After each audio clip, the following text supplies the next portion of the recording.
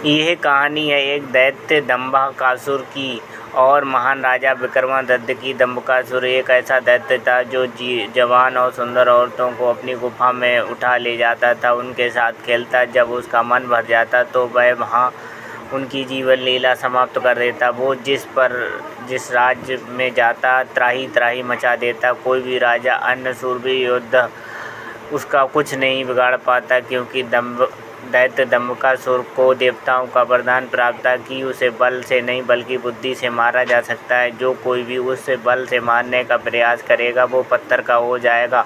दंभकासुर की मौत का रहस्य छुपा था उसकी 7 गुत्थियों में यानी उसके 7 सवालों में। पर उसके साथ युद्ध करने वाले किसी भी राजा या शूरवीर को ये रहस्य मालूम नहीं था। इसलिए जब भी कोई उसके पास कृत्य से दुखी हो उसके पास जाकर उस पर हमला करता तो देवताओं के वरदान स्वरूप पत्थर का हो जाता था। हर तरफ दंभकासुर का कहर मचा हुआ था। पत्थर का हो जाने के भय से कोई उसे रोकने का प्रयास नहीं करता, पर कहता ना जब पाप का घड़ा भर जाता है तो उसके पाप फूटने का समय आ जाता है। हर जगह अपनी मनमानी कर एक दिन दैत्य दंभकासुर ने उज्जैन की नगरी की तरफ रुख किया। उज्जैन की नगरी के ऊपर उस समय महान राजा विक्रमादित्य का शासन था। महाराजा विक्रमादित्य न केवल बलशाली थे बल्कि बहुत बुद्धिमान थे। उन्हें हर प्रकार की कौशलता में महारत हासिल थी। उसकी भाभी ने उत्तर दिया, अगर तुम्हें सच सीधे हाथ का दिया हुआ पानी ही पीना है तो तुम अपने लिए हाथ से पिलाने वाली ले आओ।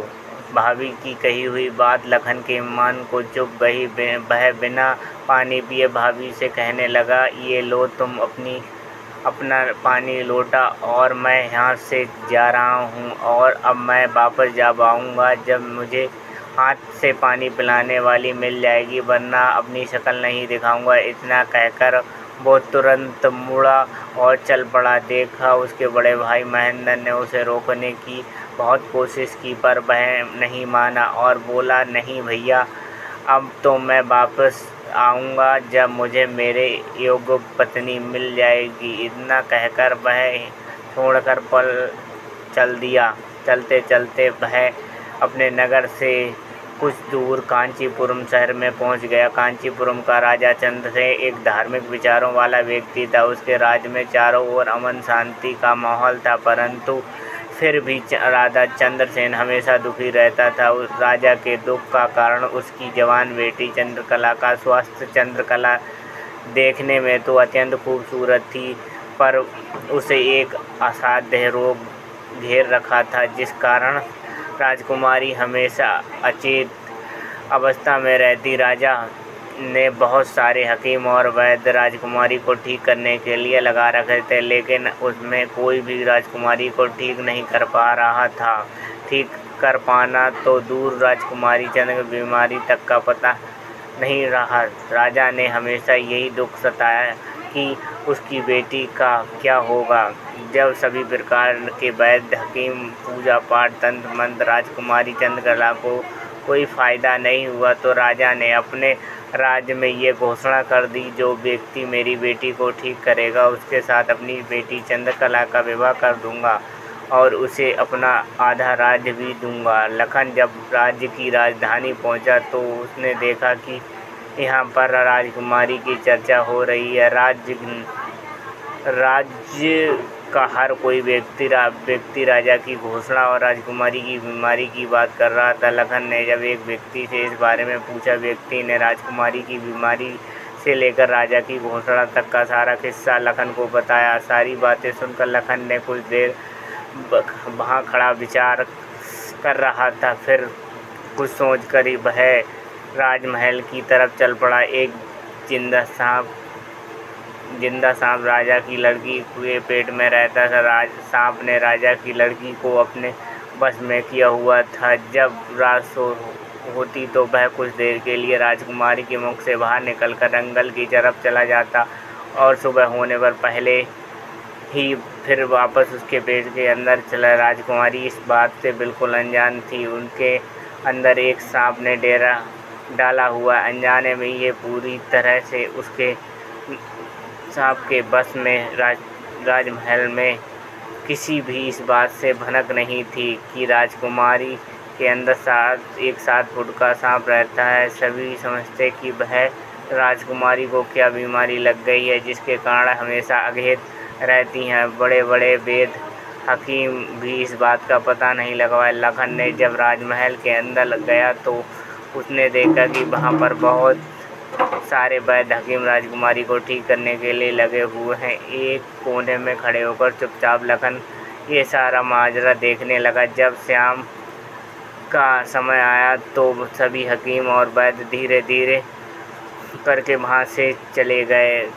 तब लखन राजा के मंत्री के पास गया और बोला, महोदय, सभी अपना प्रयास कर चुके हैं, अब एक मौका मुझे भी दिया जाए। लखन की बात सुनकर अपने साधु ने राजा के पास जाता और लखन का प्रस्ताव रखा। राजा के सामने रखा। बेचारा हर तरफ से निराश हो तो राजा एक बार अनमने ढंग से लखन की तरफ देखा, फिर दुखी मन से कहता है, बताओ तुम मेरी बेटी का इलाज किस प्रकार करोगे। राजा लखन ने प्रणाम कर बोला, महाराज, मुझे एक रात अपनी बेटी के पास ठहरने की इजाज़त दीजिए, तब किसी प्रकार नतीजे पर पहुंच सकूंगा। एक बात और, राजा बिल्कुल एकांत राजकुमारी के साथ रहना चाहता हूं। उसके इंतज़ार में लखन अपनी धारदार तलवार से उसे तेज़ी से एक बार किया कि तुरंत सांप के 2 टुकड़े ज़मीन पर बिखर गए। लखन ने सांप को दोनों टुकड़ों को उठाकर रेत से भरी बाल्टी के अंदर दबा दिया और सुबह होने से पहले बाल्टी समेत मृत सांप को जंगल में ले जाकर आग के हवाले कर दिया। वापस राजमहल लौट आया। तब तक सुबह होने का समय भी करीब हो चला। राजमहल अब लखन ने राजकुमारी चंद्रकला को जगाया तो हमेशा अचेत अवस्था में रहने वाली राजकन्या तुरंत उठकर बैठ गई, क्योंकि अब उसके अंदर वह सार निकल चुका था तो उसका प्रभाव भी खत्म हो चुका था। राजकुमारी उठते ही हैरान थी। उसे ऐसा लग रहा था जैसे वह पता नहीं वह कितने सालों से नींद में थी। जब लखन ने राजकुमारी के उसके स्वस्थ होने के बारे में पूछा तो अब चिंतित राजकुमारी ने अपने आप को बिल्कुल ठीक पाया। तब तक सुबह हो चुकी थी। उधर राजा की पूरी रात सोया नहीं था, उसे बस इंतजार था। तो सुबह का जैसे ही सुबह हुई, राजा बेसब्री से भागा राजकुमारी के कक्ष में आया। जब उसने बिल्कुल सही सलामत अपनी बेटी को बैठे और बात करते पाया तो उसकी खुशी का ठिकाना ना रहा। आंखों में आंसू लिए राजा ने तुरंत अपनी लाडली बेटी को गले लगा लिया। भरे हृदय से राजा ने हाथ जोड़कर लखन को शुक्रिया अदा किया और अपनी शर्त के अनुसार राजकुमारी चंद्रकला का विवाह लखन के साथ कर दिया। जब राजा ने लखन को अपना आधा राज्यपाट देने चाहा तो लखन ने लेने से साफ मना कर दिया। ऐसा स्वाभिमानी दामाद पाकर राजा चंद्रसेन खुशी से फूला नहीं समाया। उसने खुशी बहुत सारा धन देकर अपनी बेटी चंद्रकला को लखन के साथ विदा कर दिया। जब राजकुमारी चंद्रकला को लेकर लखन अपने राज्य उज्जैन नगरी पहुंचा तो उसकी भाभी समेत पूरा परिवार उन दोनों का हार्दिक स्वागत किया। लखन खुशी अपनी नवविवाहित पत्नी राजकुमारी चंद्रकला के साथ रहने लगा। कुछ ही दिन बाद उज्जैन के नगर में एक भव्य समारोह था जिसमें राजकुमारी चंद्रकला भी अपने भाभी के साथ समारोह देखने गई। तभी मेले में एक दूसरी तरफ से दैत्य दंबकासुर ने प्रस्थान किया। इतने में बड़े दानव को देखकर समारोह में हड़कंप मच गया। कोई और अपनी जान बचाने के लिए इधर उधर भाग रहा था। दैत्य को देखकर राजकुमारी चंद्रकला भी अपनी भाभी के साथ जब समारोह से भाग कर जाने लगी तभी दंबकासुर की नज़र राजकुमारी चंद्रकला पर पड़ गई।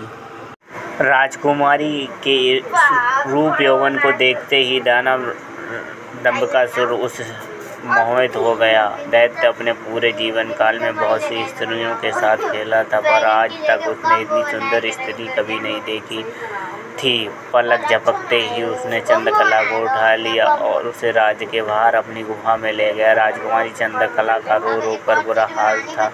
उस बेचारी की तो किस्मत ही फूटी थी। कितने सालों तक वह उस नाग के जंगल में फंसी हुई रही। कुछ दिन पहले ही नाग से आज़ादी थी। सोचा अब ज़िंदगी अच्छे से गुजरेगी, पर अब दंबकासुर ने उसे अपनी गुफा में पटका।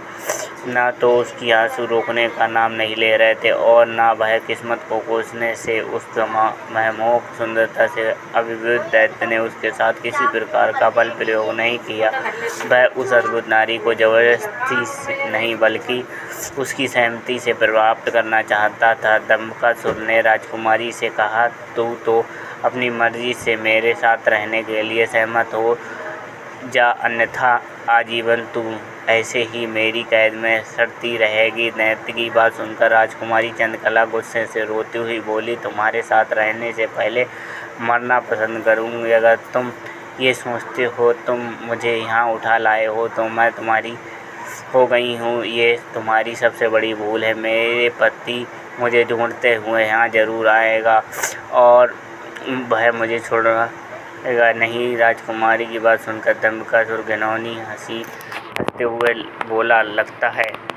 इतनी बात कहकर दंबकासुर वहाँ से चला गया। उधर जब मेले में दंबकासुर राजकुमारी को उठाकर ले गया था तो लखन की भाभी बेचारी बेबस और लाचार सी बस उसे देखती रह गई। बहते आंसुओं के साथ वह घर जाती है और सारा किस्सा लखन को कह सुनाती है। भाभी की बात सुनकर लखन के पैरों के नीचे जमीन सरक गई। वह तुरंत भारे कदम से अपनी पत्नी चंद्रकला को खोजने निकल पड़ता है। कई दिनों तक जंगलों और शहरों की खाक छानता भूखा प्यासा लखन अपनी पत्नी को ढूंढता भटक रहा था। तभी उसे एक कुटिया दिखाई देती है। थका हारा लखन जब कुटिया के अंदर जाता है तो उसे अंदर एक साधु बाबा दिखाई देते हैं। लखन उनको प्रणाम कर वहीं बैठ जाता है। लखन की हालत देख महात्मा जी ने पहले उसे अच्छे जलपान कराया और फिर बोले, बेटा तुम कौन हो और यहाँ जंगल में क्यों भटक रहे हो। तब लखन महात्मा जी को अपनी सारी व्यथा कह सुनाता है। लखन की सारी दास्तां सुन महात्मा जी बोले, बेटा जिस राक्षस की बात कर रहे हो उसका नाम दैत्य दंबिकासुर है। वह यहाँ की जहाँ जाता है तबाही मचा देता। आज तक उसे कोई भी परास्त नहीं कर पाया। जिसने भी उसे मुकाबला करने की कोशिश की वह पत्थर का बन गया है। इसलिए मेरी सलाह मानो और वापस अपने घर लौट जाओ, इसी में तुम्हारी भलाई है। उसके पीछे जाकर क्यों अपने प्राण गम बाते हो। साधु की बात सुनकर लखन सन्न रह जाता है। थोड़ी देर बाद धड़कते दिल के साथ उठकर वह महात्मा जी के चरण पकड़ लेता है। उनकी आंखों में डर और साहस के मिश्रित भाव थे। अपनी पत्नी को याद कर लखन ने आंखों में आंसू भरकर कहा, नहीं महाराज, मैं ऐसा कदापि नहीं कर सकता। मेरी पत्नी उस दैत्य के चुंगल में है और उसे छुड़ाने के लिए कुछ भी कर सकता हूँ। हे साधु बाबा, अब आप ही मेरी आखिरी उम्मीद है। घर तो मैं ही जाऊंगा, चाहे मेरे प्राण ही क्यों ना चले जाए। लखन की बात सुनकर साधु महाराज ने गहरी सांस ली और कुछ पल सोचने के बाद कहा, देख लो बेटा, मैं एक बार फिर कह रहा हूँ, उस दैत्य के सामने तुम्हारे बचने की संभावना बहुत कम है। लखन बोला, महाराज मुझे मेरे प्राणों की जरा सी भी फिक्र नहीं है, आप बता दो। लखन का बड़ा भाई महेंद्र भी गहरी चिंता में था। अंततः कुछ भी ना समझ पर महेंद्र अपने अनुज भाई लखन को खुद ढूंढने का निश्चय कर अपनी माता व पत्नी को आज्ञा देकर लेकर घर से चल पड़ा। बड़ा भाई महेंद्र लखन की खोज में जंगल में भटकते हुए उसी साधु की कुटिया पर जा पहुंचा। उसने महात्मा जी को प्रणाम किया और थोड़ी देर सुस्ताने के लिए वहीं साधु की कुटिया में के बाहर बैठ गया। महेंद्र को देख जी ने उसे पूछा, है बस तुम इस निर्जन जंगल में क्यों भटक रहे हो। तो महेंद्र ने शुरू से अंत तक सारा वृत्तांत महात्मा जी को सुनाया। सारा वृत्तांत सुन महात्मा जी के चेहरे पर चिंता की लकीरें उभर आईं। उन्हें इस प्रकार विचारमान देख महेंद्र ने पूछा, महाराज, मेरी बात सुनकर आप किन विचारों में खो गए हो और आपके चेहरे पर ये चिंता की लकीरें साफ दिखाई दे रही है। इसका क्या कारण है? गुरुजी महात्मा जी ने गंभीर स्वर में कहा, बस मैं तेरे भाई लखन को जानता हूँ। वह भी मेरे पास आया था और उसने मुझे सारा वृत्तांत सुनाया था कि कैसे वह राक्षस उसकी पत्नी को उठा ले गया। महात्मा जी की बात सुनकर महेंद्र एक स्तंभ रह गया। उनकी आंखों में आश्चर्य और चिंता के भाव उभर आए। महेंद्र बोला, तो कहाँ है मेरा अनुज? महाराज, वो ठीक तो है, वह घर क्यों नहीं लौट रहा है? महाराज, कृपा जल्दी से मुझे बताइए, मुझे सब नहीं हो रहा है। जब महेंद्र ने अपने छोटी भाई लखन के बारे में साधु महाराज से पूछता है तो साधु जी लखन के उसके पास आने से लेकर दैत्य का सम्मुख के पास जाने तक का सारा वृत्तांत सुनाते हैं। सारी बात सुन महेंद्र महात्मा जी के चरण पकड़ लेता है और कहता है, हे साधु महाराज, आप तो सर्वज्ञानी हैं। जब आपको दैत्य दंभकासुर के रहस्य के बारे में पता है तो अवश्य आप भी जानते होंगे कि लखन यहाँ से जाने के बाद क्या हुआ। हे महाराज, मुझे कृपया बताइए, आगे क्या हुआ? तब साधु बाबा गंभीर स्वर में बोले, बस आगे वही हुआ जिसका मुझे पहले से ही भय था। मैंने लखन को से पहले बार बार समझाया था और उसे अच्छी तरह से उस दुष्ट दानव की शक्तियों से अवगत कराया था, पर उसने मेरी बात नहीं मानी और अपनी पत्नी को बचाने के लिए उस दैत्य से भिड़ गया। फलस्वरूप उस धूर्त दानव ने छल कपट से उसे पत्थर का बना दिया। इतना सुनते ही महेंद्र को भी कांटों तो खून नहीं, उसका चेहरा एकदम पीला पड़ गया और हल्का सूख गया। कुछ दिन पहले ही तो उनके पिताजी उन्हें छोड़कर चले गए थे और अब उससे जान से प्यारा भाई भी, छोटा भाई लखन भी पत्थर बन गया था। उसकी हालत देख महात्मा जी उसे सत्तावना देते हुए बोले, बेटा, अब क्या हो सकता है? होनी को कौन टाल सकता है? महेंद्र तो उस जैसे शून्य में था, मानो उसके शरीर में प्राण ही न हो। कुछ ही देर तक वह घोर सन्नाटा छा गया। कुछ होश ठिकाने आने पर आंखों में अश्रु लिए महेंद्र बोला, महाराज, अब आप ही मेरी मदद कीजिए, मुझे रास्ता दिखाइए जिससे मेरे अनुज फिर से मानव रूप में लौट आए। महेंद्र की बात सुन महात्मा जी बोले, बेटा, ऐसा तो कोई रास्ता नहीं है जैसा मैंने बताया। उस दुष्ट दानव की 7 गुत्थियों का जवाब देना ही समस्या का एकमात्र हल है। कोई व्यक्ति जब उसकी सभी सवालों के जवाब देकर उसे पराजित कर मौत के घाट उतार देगा, तब तुम्हारा भाई लखन ही नहीं बल्कि उस मक्कारी दैत्य द्वारा श्रापित किए गए सभी जीव वास्तव में रूप में लौट आएंगे। महेंद्र बोला, महाराज, तो आप सर्वशक्तिमान हैं, फिर आप ऐसा क्यों नहीं करते? महेंद्र की बात सुन महात्मा जी बोले, बेटा, बेशक मैं उस पापी दानव के सभी सवालों का जवाब दे सकता हूँ, पर मेरी भी कुछ सीमाएं हैं जिन्हें चाहकर भी मैं नहीं रोक सकता। कह साधु महाराज चुप हो जाते हैं। तब महेंद्र बोला, ठीक है महाराज, तो फिर मैं खुद जाऊंगा अपने अनुज को बचाने के लिए उस दुष्ट दानव के सवाल देने। महेंद्र की बात सुन महात्मा बोले, बेटा, तुम उसका कुछ नहीं कर पाओगे, तब अपने भाई की उसके जाल फंसकर पत्थर बन जाओगे। अगर तुम जाने निश्चय कर चुके हो तो एक बात ध्यान रखना, वह दुष्ट तुम्हें भी तुम्हें भटकाने की कोशिश करेगा। उसकी बातों पर कोई प्रतिक्रिया दिए बिना सीधे बस उससे के सवाल पूछना। साधु महाराज के निर्देश सुन महेंद्र जी महाराज कहे साधु से विदाई लेकर दैत्य दंबकासुर की गुफा की ओर चल देता है। कठिन यात्रा करने के पश्चात महेंद्र उस भयानक गुफा के द्वार पर पहुंच जाता है और दैत्य दंबकासुर को पुकारता है, हे दुष्ट दानव बाहर आजा, आज तेरे ही सभी सवालों के जवाब दे, तेरा काम तमाम कर दूंगा। महेंद्र की बातें जब दंबकासुर सुनता है, गुस्से से लाल पीला हो दंबकासुर गुफा से बाहर निकलकर दहाड़ नहीं लगा।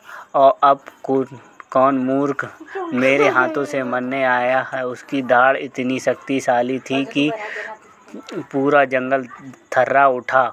महेंद्र ने जब उस विकराल रूप देखा तो क्षण भर के लिए वो भी ठिकाने पर फिर गुस्से से गर्जना करते हुए बोला, तू तो वो दुष्ट राक्षस जिसने मेरे भ्राता की धर्मपत्नी का हरण किया है और मेरे अनुज को पत्थर का बना दिया है। दुष्ट दानव, आज तेरा अंत निश्चित है। पूछ फरेबी राक्षस, कौन से हैं तेरे 7 सवाल, मैं भी तो जानूं।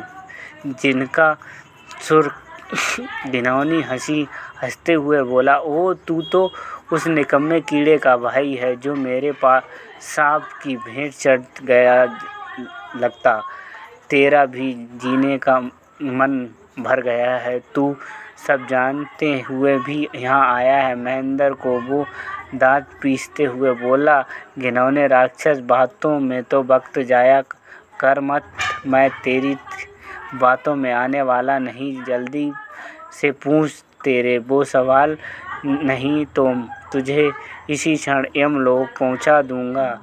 ये सुन दंबकासुर घिनौनी हंसी हंसकर नृत्य करते हुए बोला, सुन मूर्ख, मैंने तेरे भाई की पत्नी के साथ खूब व्यवहार किया है और जब मेरी इच्छा पूर्ण हुई तो उसके मसाल शरीर को कच्चा ही भक्षण कर लिया। क्या स्वादिष्ट मांस था उसका। अब भी तेरी बारी है, पर तुझे पत्थर भी नहीं बनाऊंगा, सीधे तेरे टुकड़े टुकड़े कर डालूंगा। दैत्य दंबकासुर के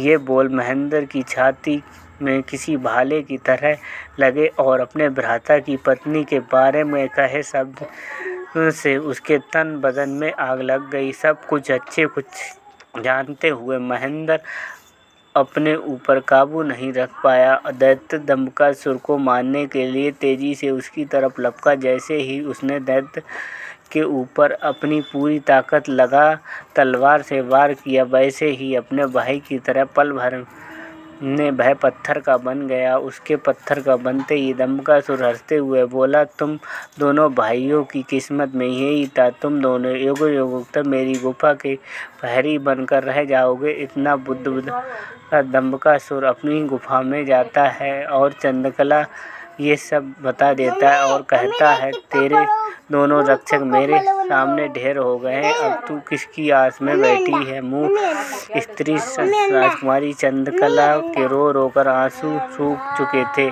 अब बचा था तो केवल क्रोध ज्वाला। जलती हुई आंखों में 7 गुस्से की धार राजकुमारी बोली, दुष्ट राक्षस, तू क्यों इतना खुश हो रहा है।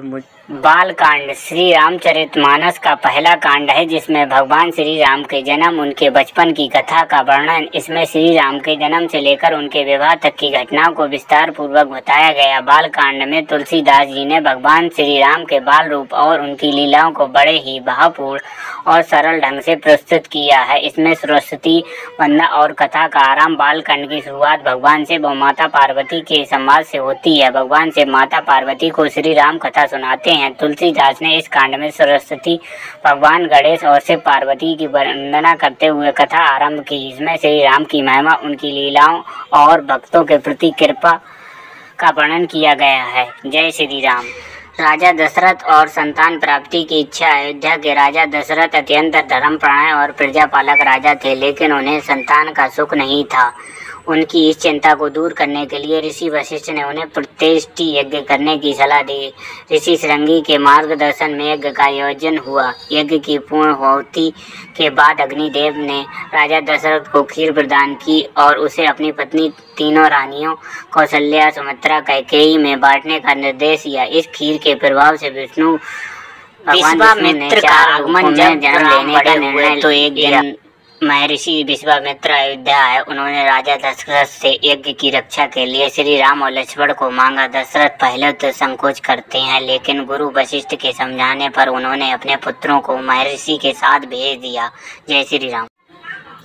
ताड़का वध और यज्ञ की रक्षा। महर्षि विश्वामित्र श्री राम और लक्ष्मण को अपने साथ लेकर जंगल पहुंचे। वहां ताड़का नामक राक्षसी का आतंक था। श्री राम ने ताड़का का वध किया और ऋषियों के यज्ञ को पूर्ण होने दिया। इस घटना से श्री राम को एक आदर्श योद्धा के रूप में स्थापित कर दिया गया। अहिल्या उद्धार यज्ञ समाप्त होने के बाद ऋषि विश्वामित्र श्री राम लक्ष्मण को मिथिला लेकर मार्ग में गौतम ऋषि के आश्रम में वे पहुंचे, जहां अहिल्या पत्थर की मूर्त बनकर उनके उद्धार की प्रतीक्षा कर रही थी। श्री राम के चरण स्पर्श से अहिल्या पुनः अपने स्वरूप में लौट आई। यह घटना भगवान श्री राम की करुणा और कृपा का अद्भुत उदाहरण है। जय श्री राम। सीता स्वयंवर। मिथिला के राजा जनक ने अपनी पुत्री सीता के स्वयंवर का आयोजन किया। स्वयंवर की शर्त यह थी कि जो भी शिव जी के धनुष को उठाकर उसे तोड़ेगा वही सीता से विवाह करेगा। अनेक राजा और वीर आए, लेकिन कोई भी धनुष को हिला नहीं सका। श्री राम ने गुरु विश्वामित्र के आदेश पर धनुष को उठाया और उसे तोड़ दिया। इस प्रकार श्री राम ने सीता का वरण किया। सीता और श्री राम का मिलन दिव्य प्रेम और आदर्श दाम्पत्य का प्रतीक है। जय श्री राम। परशुराम और श्री राम का संवाद। शिव धनुष टूटने की घटना से परशुराम क्रोधित होकर जनकपुर पहुंचे। वहां उनका सामना श्री राम से हुआ। परशुराम ने जब श्री राम के पराक्रम और विनम्रता को देखा तो उन्होंने अपनी क्रोधाग्नि शांत की और श्री राम को आशीर्वाद देकर वहां से चले गए। जय श्री राम। चारों भाइयों का विवाह। श्री राम और सीता के विवाह के साथ साथ भरत, लक्ष्मण और शत्रुघ्न का भी विवाह हुआ। भरत का विवाह मांडवी से, लक्ष्मण का विवाह रुमला से और शत्रुघ्न का विवाह श्रुकीर्ति से हुआ। ये चारों विवाह बड़े धूमधाम और उल्लास के साथ संपन्न हुए। अयोध्या वापसी और बालकांड का समापन। विवाह के बाद सभी लोग अयोध्या लौट आए। अयोध्या में हर्ष और आनंद का वातावरण था। भगवान श्री राम के जन्म और विवाह ने अयोध्या के जन जन को सुख और संतोष से भर दिया। निष्कर्ष। बालकांड श्री राम के बाल्य से लेकर उनके विवाह तक की कथा को अत्यंत मार्मिक और रोचक ढंग से प्रस्तुत करता है। इसमें श्री राम की बाल लीला, उनके आदर्श चरित्र और धर्म पालन की अद्भुत झलक मिलती है। ये कांड हमें आदर्श जीवन जीने और धर्म के। भगवान शिव महादेव को हिंदू धर्म में अत्यंत पूजनीय और शक्तिशाली देवता माना गया है। पुराणों और शास्त्रों में महादेव के कई रूपों और अवतारों का वर्णन मिलता है। इनमें से 21 प्रमुख अवतारों का उल्लेख शिव पुराण और अन्य ग्रंथों में किया गया है। इन अवतारों का उद्देश्य संसार के कल्याण, अधर्म का नाश और धर्म की स्थापना करना था। यहाँ भगवान शिव के 21 अवतारों का वर्णन है। 1. महाकाल। यह अवतार अधर्मियों और राक्षसों के संहार के लिए हुआ। महाकाल काल का भी नाशक माने जाते हैं। 2. तर्कनाथ। इस अवतार में भगवान शिव ने तारकासुर राक्षस का वध किया। 3. अर्धनारीश्वर। इस रूप में शिव और शक्ति का संयुक्त रूप प्रकट होता है, जो सृष्टि की रचना, पालन और संहार का प्रतीक है। 4. भैरव। भैरव रूप में भगवान शिव ने ब्रह्मा के अहंकार को नष्ट करने के लिए अवतार लिया। 5. वीरभद्र। वीरभद्र अवतार दक्ष प्रजापति के यज्ञ को नष्ट करने के लिए लिया गया था। 6. नंदीश्वर। इस रूप में भगवान ने नंदी बैल के रूप में अवतार लिया, जो शिव के वाहन और भक्त हैं। 7. शरभेश्वर। यह अवतार भगवान विष्णु के नरसिंह रूप के क्रोध को शांत करने के लिए हुआ। 8. गृहपति। इस अवतार में भगवान शिव ने गृहस्थ जीवन को श्रेष्ठ बताते हुए धर्म का पालन सिखाया। 9. यतिनाथ। यह अवतार तपस्वियों और साधकों को धर्म का मार्ग दिखाने के लिए हुआ। 10. अवधूत। इस रूप में भगवान शिव ने सांसारिक मोह माया को त्यागने और आत्मज्ञान की शिक्षा दी। 11. किरात। यह अवतार अर्जुन को दिव्य अस्त्र प्रदान करने और धर्म युद्ध में सहायता करने के लिए लिया गया। 12. सुंदर मूर्ति। इस रूप में भगवान शिव ने भक्तों के प्रेम और भक्ति को स्वीकार कर उनकी इच्छाओं को पूरा किया। 13. भिक्षुवर्य इस अवतार में भगवान शिव ने भिक्षुक बनकर अहंकार को नष्ट किया। 14 सदाशिव, यह भगवान शिव का अनंत और स्थायी रूप है जो सृष्टि के मूल में स्थित है। 15 महेश्वर, इस रूप में भगवान ने सृष्टि, पालन और संहार का प्रबंधन किया। 16 चंद्रशेखर, भगवान शिव ने चंद्रदेव को अपने मस्तक पर स्थान देकर उन्हें श्राप से मुक्त किया। 17 गजांतक, गजासुर नामक राक्षस का वध करने के लिए भगवान शिव ने यह अवतार लिया। 18 व्याघ्रेश्वर, इस अवतार में भगवान ने राक्षसों का संहार कर धर्म की रक्षा की। 19 जटाधारी, इस रूप में भगवान शिव ने गंगा को अपनी जटाओं में स्थान दिया और उन्हें नियंत्रित किया। 20 वटुकनाथ, भगवान शिव ने इस रूप में बालक रूप धारण कर भक्ति और समर्पण की महिमा को प्रकट किया। 21 हनुमान, रामायण के अनुसार हनुमान जी भगवान शिव के अवतार माने जाते हैं। वे राम भक्त के रूप में संसार में आए। इन 21 अवतारों की कथाएं भगवान शिव की महानता, करुणा और धर्म की स्थापना के उद्देश्यों को उजागर करती हैं। प्रत्येक अवतार में एक विशिष्ट संदेश और उद्देश्य निहित है जो हमें धर्म, सत्य और भक्ति का मार्ग दिखाते हैं।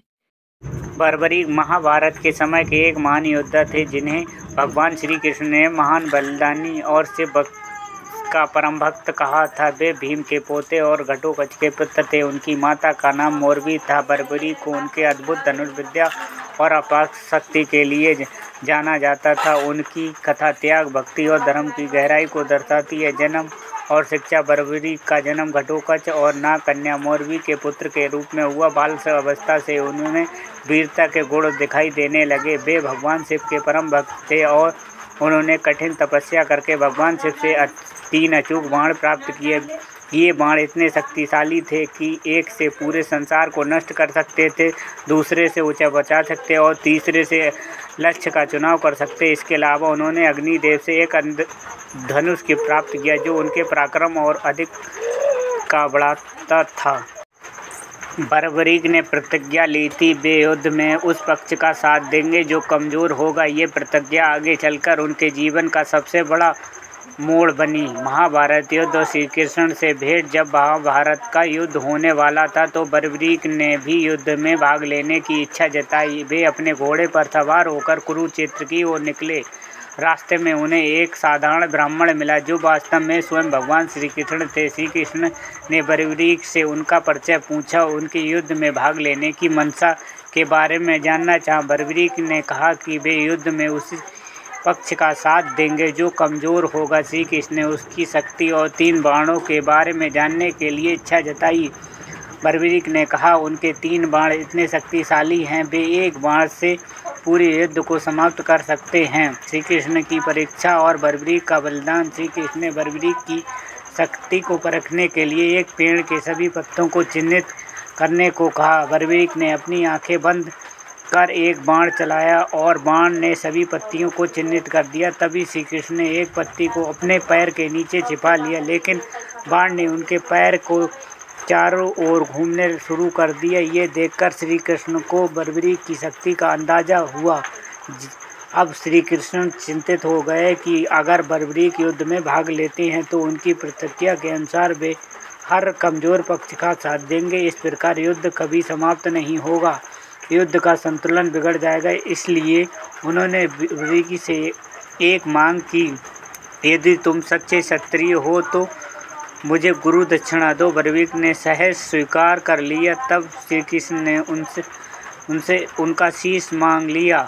बिना किसी संकोच के बर्बरीक ने अपना शीश काटकर श्री कृष्ण को अर्पित कर दिया। बर्बरीक का शीश और युद्ध का दर्शन। श्री कृष्ण ने बर्बरीक के बलिदान से प्रसन्न होकर उन्हें वरदान दिया कि उनके शीश पूरे महाभारत युद्ध को देखेगा। उन्होंने बर्बरीक के सिर को एक ऊंचे स्थान पर रख दिया जिससे वह युद्ध का प्रत्येक क्षण देख सके। युद्ध समाप्त होने के बाद पांडवों के बीच ये बहस छिड़ गई कि युद्ध में विजय का श्रेय किसके दिया जाए।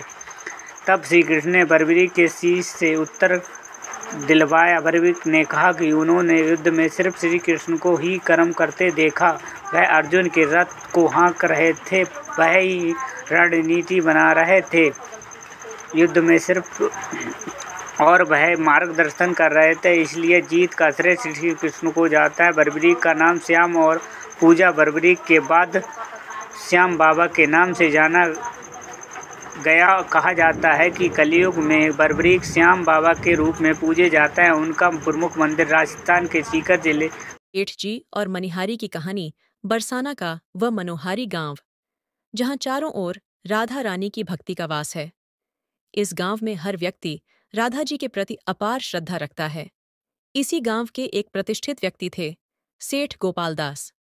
सेठ जी बहुत धनवान थे और अपनी दानवीरता के लिए पूरे गांव में विख्यात थे।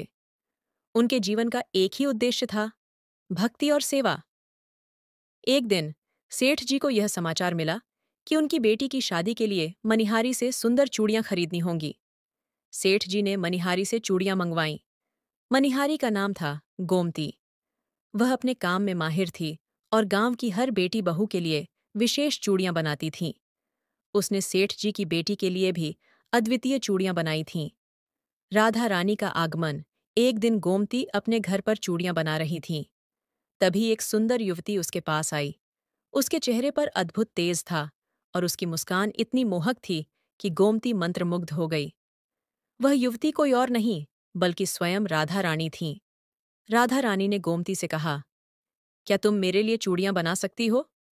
गोमती ने बड़ी विनम्रता से कहा, राधा जी, यह तो मेरे लिए सौभाग्य की बात है। आप बैठें, मैं आपके लिए सबसे सुंदर चूड़ियां निकालती हूं। राधा जी ने खुशी खुशी चूड़ियां पहनी और चली गईं। सेठ जी का चुकाने का प्रण। कुछ दिनों बाद सेठ गोपाल दास अपनी बेटी की चूड़ियों का मोल चुकाने के लिए गोमती के घर पहुंचे। उन्होंने पैसों से भरी एक बड़ी थैली गोमती के सामने रख दी और कहा, इसमें जितना चाहो उतना ले लो। गोमती ने थैली को देखकर कहा, सेठ जी, यह सब क्यों? सेठ जी ने बताया कि वह अपनी बेटी की चूड़ियों का मोल चुकाने आए हैं। गोमती के चेहरे पर मुस्कान आई और उसने कहा, सेठ जी, मेरी चूड़ियों का मोल बहुत छोटा है, मैं इससे संतुष्ट हूं। सच्चाई का उजागर होना सेठ जी को यह सुनकर आश्चर्य हुआ। उन्होंने पूछा, लेकिन तुमने इतनी खुशी से चूड़ियां बेचीं, फिर तुम पैसे क्यों नहीं लेना चाहती? गोमती ने नम्रता से कहा, सेठ जी, मैं पैसे इसलिए नहीं ले सकती क्योंकि ये चूड़ियां मैंने स्वयं राधा रानी को पहनाई हैं। सेठ जी को विश्वास नहीं हुआ। उन्होंने पूछा, क्या सच में राधा रानी तुम्हारे पास आई थीं? गोमती की आंखों में आंसू आ गए। उसने कहा, हाँ सेठ जी, उन्होंने मेरी बनाई चूड़ियां पहनकर मुझे धन्य कर दिया। अब मैं उनके चूड़ियों का मोल नहीं ले सकती। सेठ जी का समर्पण। सेठ जी यह सुनकर स्तब्ध रह गए। उनकी आंखों में भी आंसू आ गए। उन्होंने कहा, गोमती, तुम्हारी भक्ति और सौभाग्य को नमन करता हूं, लेकिन यह मेरा कर्तव्य है कि मैं तुम्हें यह धन दूं। गोमती ने मना किया, पर सेठ जी ने वह थैली वहीं छोड़ दी और सीधे राधा रानी के मंदिर की ओर चल पड़े। मंदिर पहुंचकर सेठ जी ने राधा रानी की मूर्ति के सामने अपनी सारी धन दौलत त्यागने का संकल्प लिया। उन्होंने कहा, हे राधा रानी, अब से मेरा जीवन केवल आपकी सेवा और भक्ति के लिए समर्पित है। जीवन का नया अध्याय। उस दिन से सेठ गोपालदास ने अपना सब कुछ त्याग दिया और राधा जी के मंदिर में साधु बनकर रहने लगे। उनका जीवन अब केवल भजन, कीर्तन और सेवा में बीतने लगा। उनकी भक्ति और समर्पण का प्रभाव इतना गहरा था कि पूरे गांव के लोग उनकी प्रशंसा करते थे। गोमती का हृदय परिवर्तन। गोमती ने भी इस घटना से प्रेरणा ली। उसने भी अपनी पूरी जिंदगी राधा रानी की सेवा में लगा दी। वह हर दिन मंदिर में आकर अपनी चूड़ियां अर्पित करती थी। उसकी भक्ति और समर्पण ने उसे गांव में एक आदर्श बना दिया। संदेश। इस कहानी से हमें यह शिक्षा मिलती है कि सच्ची भक्ति निस्वार्थ होती है। धन दौलत से बड़ा है प्रेम और समर्पण। सेठ जी और गोमती दोनों ने यह साबित कर दिया कि राधा रानी की भक्ति में आत्मिक सुख है। अगर यह कहानी आपके दिल को छू गई हो तो इसे दूसरों के साथ साझा करें।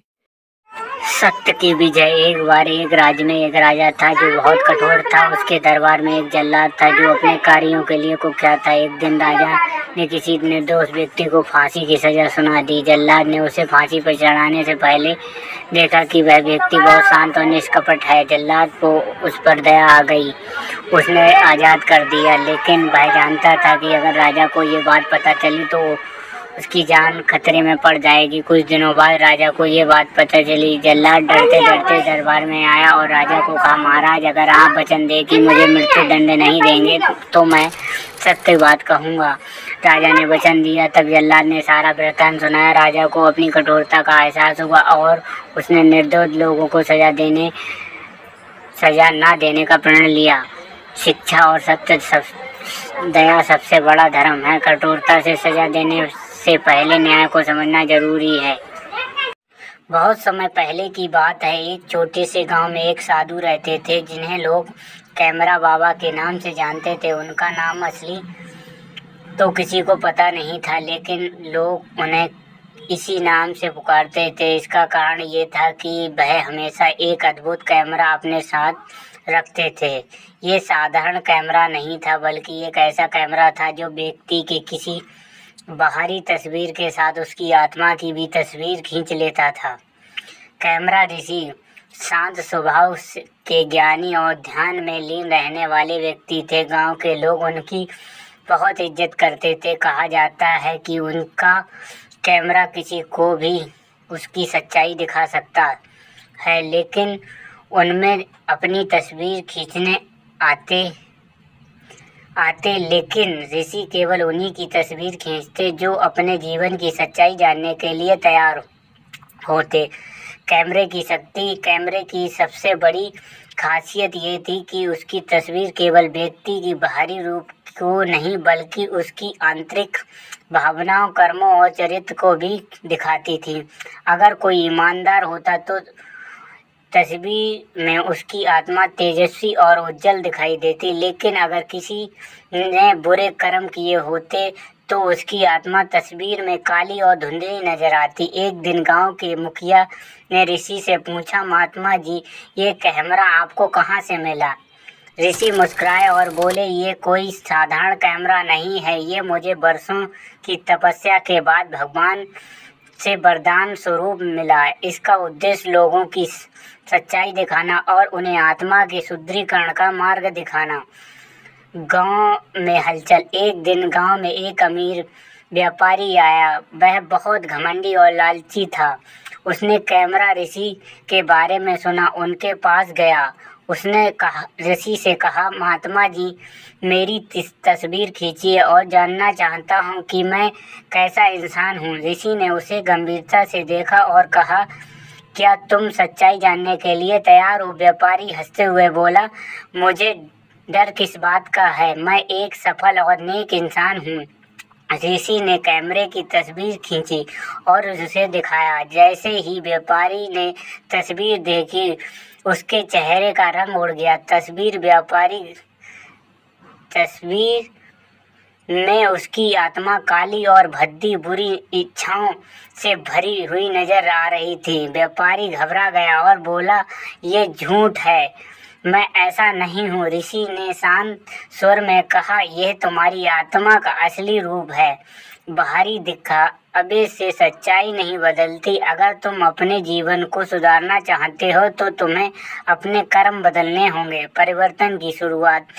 व्यापारी को अपनी गलतियों का एहसास हुआ। उसने ऋषि से पूछा, महात्मा जी, क्या आप अपनी आत्मा को शुद्ध कर सकते हैं? ऋषि ने कहा, हर व्यक्ति को दूसरा मौका मिलता। सच्चे दिल से अपने बुरे कर्मों के लिए प्रायश्चित करो और अच्छे कर्मों का मार्ग अपनाओ। उस दिन से व्यापारी ने लालच छोड़ दिया और जरूरतमंदों की मदद करने लगा। उसने गांव में एक धर्मशाला बनाई जहां गरीब लोग खाना खा सकते थे। कुछ महीने बाद वह ऋषि के पास आया और अपनी तस्वीर खिंचवाई। इस बार तस्वीर में उसकी आत्मा पहले से कहीं अधिक उज्जवल और स्वच्छ दिखाई दी। कैमरा ऋषि का संदेश। गांव के बाकी लोग भी कैमरा ऋषि के पास आने लगे। जो लोग अपने कर्मों के प्रति ईमानदार थे, उनकी आत्मा की तस्वीर उज्जवल होती थी। लेकिन जो लोग धोखा, लालच और झूठ के रास्ते चल रहे थे, उन्हें अपनी तस्वीर देखकर गहरा झटका लगता था। एक दिन गांव का एक युवा व्यक्ति जो चोरी और धोखाधड़ी करता था ऋषि के पास आया। उसने ऋषि से तस्वीर खींचने को कहा। तस्वीर में उसकी आत्मा इतनी धुंधली और कमज़ोर थी कि भय होने लगा। उसने ऋषि से पूछा, महात्मा जी, क्या मेरा भी कोई उम्मीद है? ऋषि ने उसे समझाया, हर व्यक्ति के भीतर अच्छाई का बीज होता है। अगर तुम इसे पोषित करोगे तो तुम्हारी आत्मा भी उज्जवल हो जाएगी। अपने जीवन में सच्चाई और परोपकार को अपनाओ। उस युवक ने ऋषि की बात मानी और अपना जीवन बदल लिया। कैमरे का रहस्य। लोगों ने एक दिन ऋषि से पूछा, महात्मा जी, ये कैमरा वास्तव में जादुई है? ऋषि मुस्कुराए और बोले, ये कैमरा केवल एक माध्यम है। सच्चाई को देखना और स्वीकार करना हर व्यक्ति के भीतर की शक्ति है। जब तुम अपनी गलतियों को स्वीकार करके सुधार की कोशिश करते हो तो तुम्हारी आत्मा स्वच्छ हो जाती है। कैमरा ऋषि का अंत। कुछ समय बाद कैमरा ऋषि ने गांव छोड़ दिया। उन्होंने कहा, अब मेरे पास रहने का समय समाप्त हो गया। मैंने जो संदेश देना था वह दे दिया। अब ये तुम्हारे ऊपर है कि तुम अपने जीवन में इसे कैसे लागू करते हो।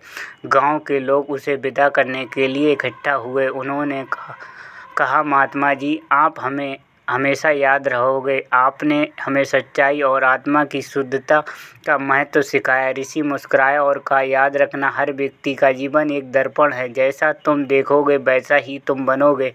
अपने कर्मों को शुद्ध रखो और सच्चाई को अपनाओ। यही जीवन का सबसे बड़ा सत्य है।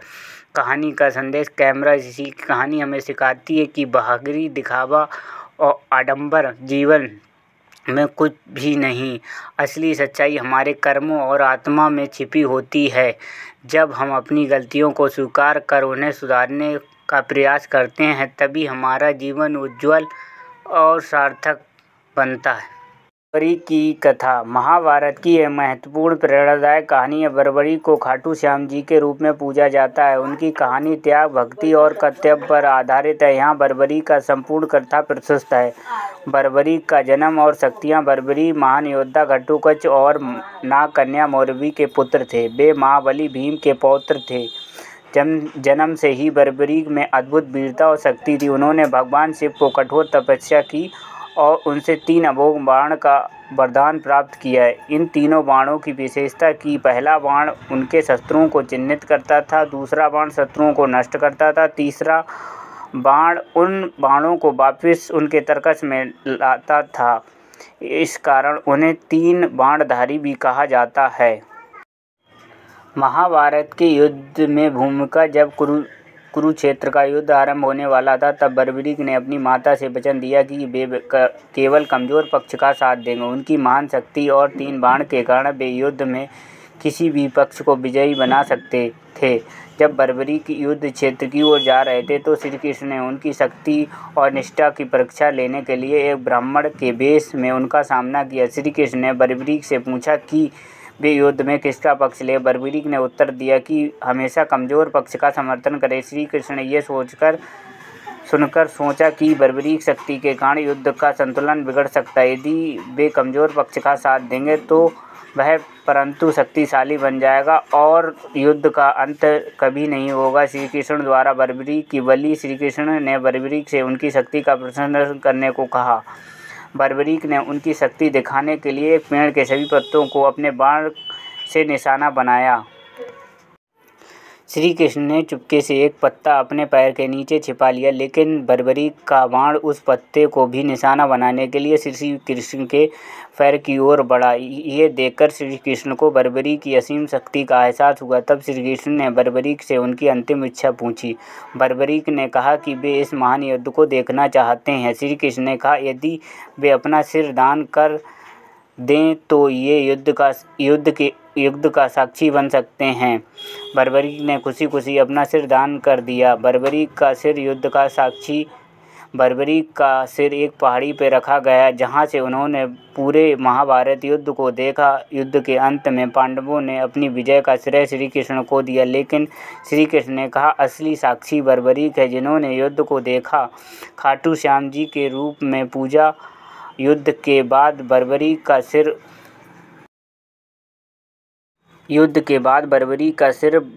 वहीं उसी स्थान पर दफनाया गया जहां आज भी राजस्थान के सीकर जिले में खाटू श्याम जी का मंदिर है। यह मान्यता है कि बर्बरी कलयुग में खाटू श्याम जी के रूप में भक्तों की मनोकामना पूरी करते हैं। इस प्रकार बर्बरी की कथा हमें सिखाती है कि सच्ची शक्ति के साथ विनम्रता और त्याग का होना बहुत महत्वपूर्ण है। शनिदेव, हे प्रभु गलती को क्षमा करना, शनिदेव के नाम से भी जाना जाता है। हिंदू धर्म में न्याय के देवता और कर्मों को फल देने वाले माने जाते हैं। शनि देव सूर्य देव और छाया संध्या के पुत्र हैं। उनके भाई यमराज मृत्यु के देवता हैं। शनि देव का जन्म देवताओं और दानवों दोनों के लिए महत्वपूर्ण है, क्योंकि वे कर्मों के आधार पर सुख ही और दुख निर्णय करते हैं। शनि देव का जन्म एक विशेष कथा से जुड़ा है। कहा जाता है कि जब छाया ने तपस्या करते हुए शनि देव को जन्म दिया, तब उनकी आंखें नीली थीं और उनके चेहरे पर एक विशेष गंभीरता थी। छाया ने उनकी देखभाल में कोई कमी नहीं छोड़ी। बचपन से ही शनिदेव भगवान शिव के परम भक्त थे। उन्होंने कठिन तपस्या की और शिव जी से वरदान प्राप्त किया कि वे न्याय के देवता बनेंगे। एक अन्य कथा के अनुसार जब शनिदेव का विवाह चित्ररथ की कन्या से हुआ तो उनकी पत्नी उनसे स्नेह की अपेक्षा करती थी, परंतु शनिदेव भगवान शिव के भक्ति में इतने लीन थे कि उन्होंने अपनी पत्नी की उपेक्षा कर दी।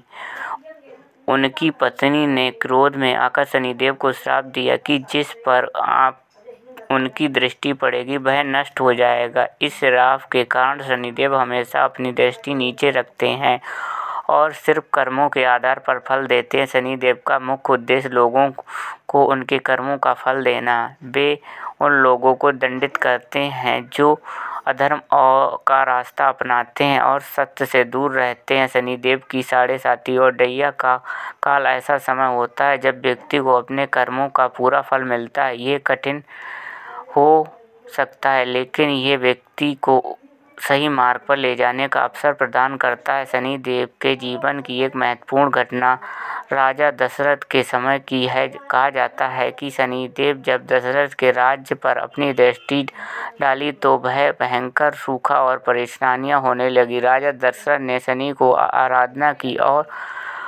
उन्हें प्रसन्न किया। शनिदेव ने दशरथ से वादा किया कि वे उनके राज्य में कोई नुकसान नहीं पहुंचाएंगे। शनिदेव की उपासना के लिए शनिवार का दिन शुभ माना जाता है। इस दिन लोग व्रत रखते हैं, शनिदेव के मंदिर में तेल चढ़ाते हैं, उनकी कृपा पाने के लिए प्रार्थना करते हैं। शनिदेव को प्रसन्न करने के लिए ईमानदारी, परिश्रम और सच्चाई का पालन आवश्यक है। इस प्रकार शनिदेव की कथा हमें सिखाती है कि कर्म ही जीवन का आधार। अच्छे कर्म करने से शनि की कृपा प्राप्त होती है और जीवन में सुख शांति आती है।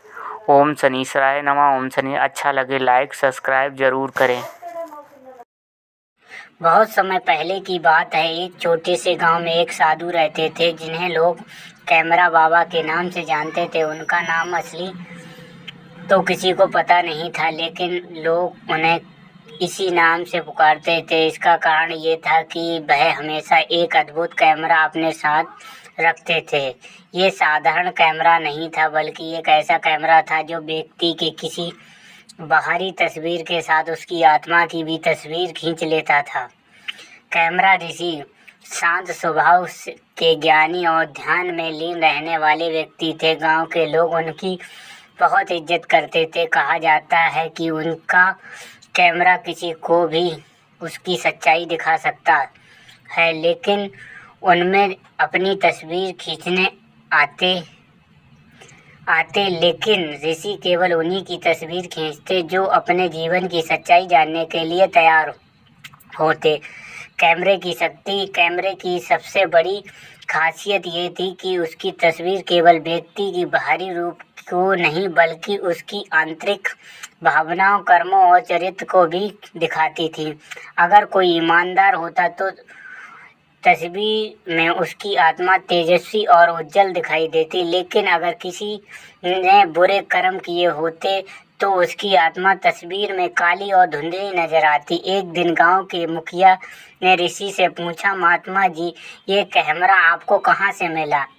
ऋषि मुस्कुराए और बोले, ये कोई साधारण कैमरा नहीं है, ये मुझे वर्षों की तपस्या के बाद भगवान से वरदान स्वरूप मिला है। इसका उद्देश्य लोगों की सच्चाई दिखाना और उन्हें आत्मा के शुद्धिकरण का मार्ग दिखाना।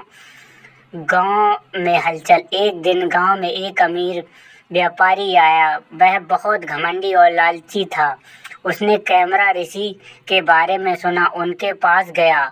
उसने ऋषि से कहा, महात्मा जी, मेरी तस्वीर खींचिए और जानना चाहता हूँ कि मैं कैसा इंसान हूँ। ऋषि ने उसे गंभीरता से देखा और कहा, क्या तुम सच्चाई जानने के लिए तैयार हो? व्यापारी हंसते हुए बोला, मुझे डर किस बात का है, मैं एक सफल और नेक इंसान हूँ। ऋषि ने कैमरे की तस्वीर खींची और उसे दिखाया। जैसे ही व्यापारी ने तस्वीर देखी, उसके चेहरे का रंग उड़ गया। तस्वीर में उसकी आत्मा काली और भद्दी बुरी इच्छाओं से भरी हुई नजर आ रही थी। व्यापारी घबरा गया और बोला, ये झूठ है, मैं ऐसा नहीं हूँ। ऋषि ने शांत स्वर में कहा, यह तुम्हारी आत्मा का असली रूप है। बाहरी दिखावे से सच्चाई नहीं बदलती। अगर तुम अपने जीवन को सुधारना चाहते हो तो तुम्हें अपने कर्म बदलने होंगे। परिवर्तन की शुरुआत। व्यापारी को अपनी गलतियों का एहसास हुआ। उसने ऋषि से पूछा, महात्मा जी, क्या आप अपनी आत्मा को शुद्ध कर सकते हैं? ऋषि ने कहा, हर व्यक्ति को दूसरा मौका मिलता है। सच्चे दिल से अपने बुरे कर्मों के लिए प्रायश्चित करो और अच्छे कर्मों का मार्ग अपनाओ। उस दिन से व्यापारी ने लालच छोड़ दिया और जरूरतमंदों की मदद करने लगा। उसने गांव में एक धर्मशाला बनाई जहां गरीब लोग खाना खा सकते थे। कुछ महीने बाद वह ऋषि के पास आया और अपनी तस्वीर खिंचवाई। इस बार तस्वीर में उसकी आत्मा पहले से कहीं अधिक उज्जवल और स्वच्छ दिखाई दी। कैमरा ऋषि का संदेश। गांव के बाकी लोग भी कैमरा ऋषि के पास आने लगे। जो लोग अपने कर्मों के प्रति ईमानदार थे, उनकी आत्मा की तस्वीर उज्जवल होती थी। लेकिन जो लोग धोखा, लालच और झूठ के रास्ते चल रहे थे, उन्हें अपनी तस्वीर देखकर गहरा झटका लगता था। एक दिन गांव का एक युवा व्यक्ति जो चोरी और धोखाधड़ी करता था ऋषि के पास आया। उसने ऋषि से तस्वीर खींचने को कहा। तस्वीर में उसकी आत्मा इतनी धुंधली और कमज़ोर थी कि भय रोने लगा। उसने ऋषि से पूछा, महात्मा जी, क्या मेरा भी कोई उम्मीद है? ऋषि ने उसे समझाया, हर व्यक्ति के भीतर अच्छाई का बीज होता है। अगर तुम इसे पोषित करोगे तो तुम्हारी आत्मा भी उज्जवल हो जाएगी। अपने जीवन में सच्चाई और परोपकार को अपनाओ। उस युवक ने ऋषि की बात मानी और अपना जीवन बदल लिया। कैमरे का रहस्य। लोगों ने एक दिन ऋषि से पूछा, महात्मा जी, ये कैमरा वास्तव में जादुई है? ऋषि मुस्कुराए और बोले, ये कैमरा केवल एक माध्यम है। सच्चाई को देखना और स्वीकार करना हर व्यक्ति के भीतर की शक्ति है। जब तुम अपनी गलतियों को स्वीकार करके सुधार की कोशिश करते हो तो तुम्हारी आत्मा स्वच्छ हो जाती है। कैमरा ऋषि का अंत। कुछ समय बाद कैमरा ऋषि ने गांव छोड़ दिया। उन्होंने कहा, अब मेरे पास रहने का समय समाप्त हो गया। मैंने जो संदेश देना था वह दे दिया। अब ये तुम्हारे ऊपर है कि तुम अपने जीवन में इसे कैसे लागू करते हो। गांव के लोग उसे विदा करने के लिए इकट्ठा हुए। उन्होंने कहा, महात्मा जी, आप हमें हमेशा याद रहोगे। आपने हमें सच्चाई और आत्मा की शुद्धता का महत्व सिखाया। ऋषि मुस्कुराया और कहा, याद रखना, हर व्यक्ति का जीवन एक दर्पण है। जैसा तुम देखोगे वैसा ही तुम बनोगे। अपने कर्मों को शुद्ध रखो और सच्चाई को अपनाओ। यही जीवन का सबसे बड़ा सत्य है। कहानी का संदेश। कैमरा ऋषि की कहानी हमें सिखाती है कि बहादुरी, दिखावा और आडंबर जीवन में कुछ भी नहीं। असली सच्चाई हमारे कर्मों और आत्मा में छिपी होती है। जब हम अपनी गलतियों को स्वीकार कर उन्हें सुधारने का प्रयास करते हैं, तभी हमारा जीवन उज्जवल और सार्थक बनता है। राधा का निस्वार्थ प्रेम। एक बार श्री कृष्ण ने सिरदर्द होने का नाटक किया। सभी ग्वाल और गोपियां उनके सिरदर्द का इलाज जानने के लिए चिंतित हो उठी। नारद मुनि ने सुझाव दे दी, यदि कोई सच्चा भक्त अपने चरणों की धूल उनके माथे पर लगाए तो उनका दर्द ठीक हो सकता है। ये सुनकर सभी गोपियां डर गईं, क्योंकि भगवान के माथे पर चरणों की धूल लगाना पाप माना जाता है। लेकिन राधा ने बिना कोई हिचकिचाहट अपने चरणों की धूल अर्पित कर दी और कहा, यदि मेरी धूल श्री कृष्ण के दर्द को ठीक हो सकता है तो मुझे पाप भुगतने का कोई भी डर नहीं। राधा ये निस्वार्थ प्रेम और आत्मसमर्पण भक्ति की पराकाष्ठा को दर्शाता है। ये हमें सिखाता है कि सच्ची प्रेम भक्ति किसी निस्वार्थ भय से